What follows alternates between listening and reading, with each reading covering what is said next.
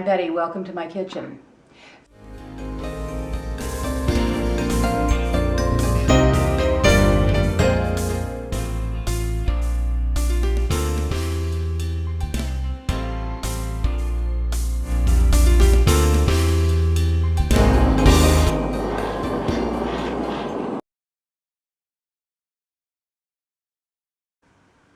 I've already shared with you my recipe for spaghetti with meatballs and sausage, etc. But there are times when you want a meatless sauce.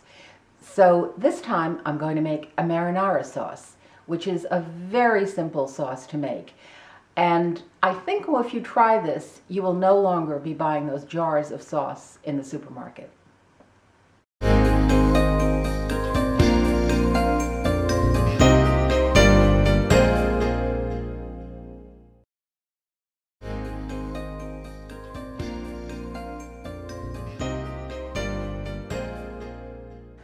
Okay, I've got my pot slightly warm and I'm going to add some olive oil.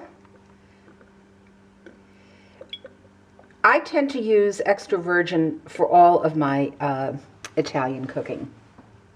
I know there are many who say you don't need to, but I do like the little bit of extra flavor. I'm going to let that warm just a little.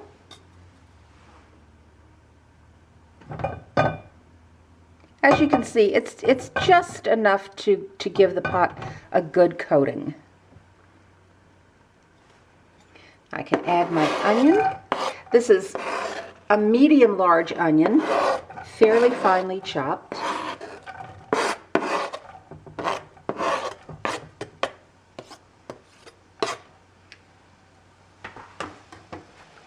And we'll give this a stir, and we're going to let this cook 2 to 3 minutes, just until it's soft. It doesn't need to brown or caramelize or any of those other things. Just soften a little.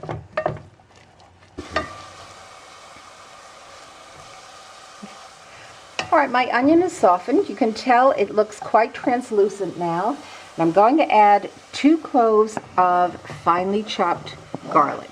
You don't want to add your garlic right away with the onions, since garlic cooks so much more quickly. So just put it in for about a minute after the onions have become quite soft. And we'll let this cook for just a minute.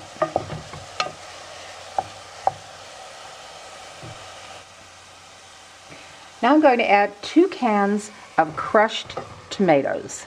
You can use your favorite brand.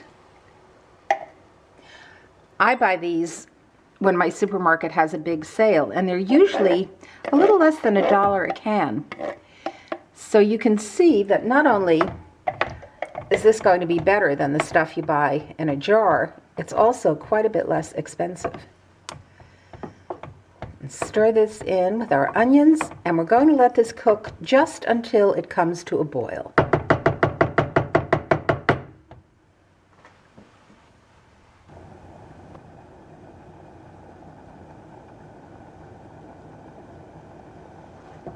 Our sauce has started to bubble, so I'm ready to add the other ingredients.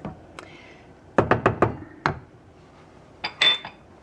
have 2 teaspoons of dried basil. I'm going to crush that lightly in my hand to release the oil. I have about 1.5 teaspoons of oregano, and I'll do the same thing.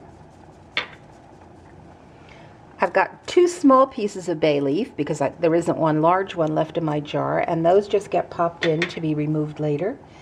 And a pinch or so of crushed red pepper. We'll just stir these in.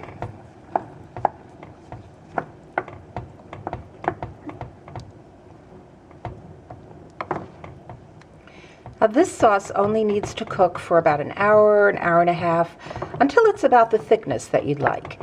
There's no meat, there's no meat flavor to develop, so it's just a question of letting the herbs do their work. So we'll be ready, and as I said, in about an hour to a half. What you want to do now is turn the heat down so that this simmers very slowly, and you'll leave it uncovered and just give it a stir from time to time. I used part of the marinara sauce that I just made to make a family favorite chicken parmesan. And the leftovers I've packaged in these containers, which I will cover and freeze, and of course mark that they're marinara sauce. And this will come in handy for any number of dishes when I need a quick midweek meal. Do try this. This recipe contains no corn syrup, no preservatives, and no ingredients that you can't pronounce. Much better for you, much less expensive to buy, and certainly couldn't be easier to make. I do hope you'll try it, and check my website for other recipes.